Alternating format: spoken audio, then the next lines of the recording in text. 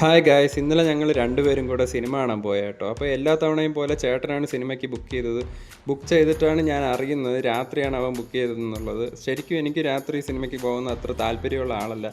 എന്നാലും നമ്മുടെ CM വിജയുടെ ജനനായകൻ മൂവി ആയതുകൊണ്ട് അത് കാണണമെന്ന് എനിക്ക് ആഗ്രഹം ഉണ്ടായിരുന്നു. കുറേ നാളായിട്ട് വെയിറ്റിംഗ് ആയിരുന്നു. സത്യത്തിൽ ഞാൻ വിജയുടെ ഒരു മൂവി ആദ്യമായിട്ടാണ് തിയേറ്ററിൽ പോയി കാണുന്നത് കേട്ടോ. അത് പക്ഷേ വിജയുടെ ലാസ്റ്റ് മൂവി ആയിപ്പോയി. എൻ്റെ ചേട്ടനാണെങ്കിൽ നല്ലൊരു കട്ട വിജയ് ഫാനാണ് കേട്ടോ. അവനാണെങ്കിൽ വിജയുടെ ലാസ്റ്റ് മൂവിയാണെന്ന് അറിഞ്ഞത് മുതൽ അതിൻ്റെ ഒരു വിഷമത്തിലായിരുന്നു. ഞാൻ പൊതുവേ പണ്ടൊക്കെ സിനിമകൾ തിയേറ്ററിൽ പോയി കാണുന്നതൊക്കെ വളരെ കുറവായിരുന്നു. പക്ഷേ എൻ്റെ ചേട്ടൻ അങ്ങനെയല്ല, എല്ലാ സിനിമകളും പോയി കാണാറുണ്ടായിരുന്നു, പ്രത്യേകിച്ച് വിജയുടെ സിനിമകളൊക്കെ. തിയേറ്ററിൽ പോയപ്പോൾ തന്നെ ഓഡിയൻസിൻ്റെ ഒരു റെസ്പോൺസ് നന്നായിരുന്നു. കൂടുതലും വിജയ് ഫാൻസ് ആയിരുന്നു ഉണ്ടായിരുന്നത്.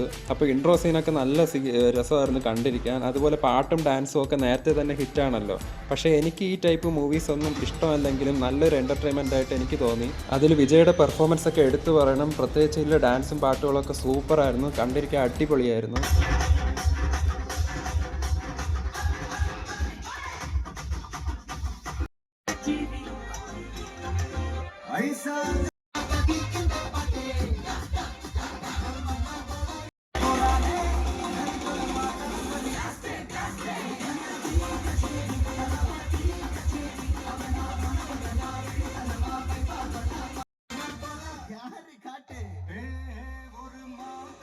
പിന്നെ ഈ സിനിമയുടെ സ്റ്റോറിയെ പറ്റി പറഞ്ഞ മമിതയായിട്ടുള്ള വിജയുടെ സീനുകളൊക്കെ നന്നായിരുന്നു. അവരുടെ റിലേഷൻഷിപ്പൊക്കെ നന്നായിട്ട് കാണിച്ചിട്ടുണ്ട്. പക്ഷേ ചില സീനുകൾ മറ്റു സീനുകളിലേക്ക് പോകുമ്പോൾ ഒരു കണക്ഷൻ ഫീൽ ചെയ്തില്ല. ആ സിറ്റുവേഷൻസ് തമ്മിൽ ചേരാത്ത പോലെ. അതുപോലെ പെട്ടെന്ന് അതിൻ്റെ ഇടയ്ക്കൊക്കെ പാട്ടും ഡാൻസും ഒക്കെ വരും. പക്ഷേ എൻ്റെ ചേട്ടന് ഇതൊക്കെ ഇഷ്ടപ്പെട്ടു കേട്ടോ. എവിടെ രോമാഞ്ചം വന്നു കാണീര് എന്തൊരു അത് ഉറുമ്പ്.